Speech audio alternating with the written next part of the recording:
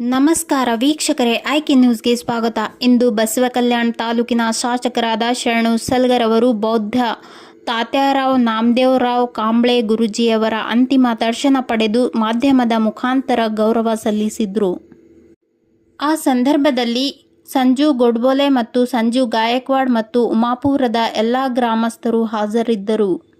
ಅಂಬೇಡ್ಕರ್ ಅವರು ಹೈದರಾಬಾದ್ಗೆ ಬಂದಾಗ ಉಸ್ಮಾನಿಯಾ ಯೂನಿವರ್ಸಿಟಿಯಿಂದ ಅವರಿಗೆ ಹಾನರ್ ಮಾಡ್ತಕ್ಕಂಥ ಸಮಯದಲ್ಲಿ ಗುರೂಜಿ ತಾತ್ಯಾರಾವ್ ಅವರು ಹೈದರಾಬಾದಿನ ಹೆಚ್ಚಿನ ಶಿಕ್ಷಣಕ್ಕೆ ಹೋದಾಗ ಒಂದು ಹಾಸ್ಟೆಲ್ನಲ್ಲಿ ಇರ್ತಾರೆ.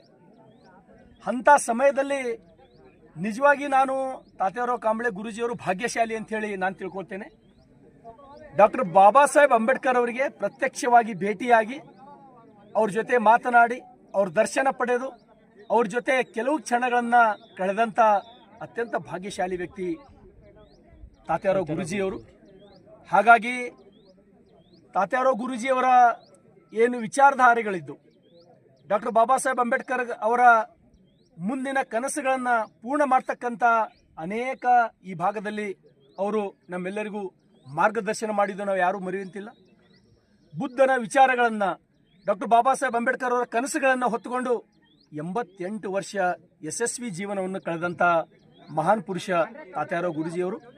ಹಾಗಾಗಿ ಈ ನೆಲದ ಒಬ್ಬ ಶಾಸಕನಾಗಿ ಡಾಕ್ಟರ್ ಬಾಬಾ ಸಾಹೇಬ್ ಅಂಬೇಡ್ಕರ್ ಅವರ ಒಬ್ಬ ಆರಾಧಕನಾಗಿ ನಾನು ಕೂಡ ಇವತ್ತು ಅವರ ಅಂತಿಮ ಸಂಸ್ಕಾರದಲ್ಲಿ ಭಾಗವಹಿಸಿದಂಥ ಒಬ್ಬ ಪುಣ್ಯಶಾಲಿ ನಾನು.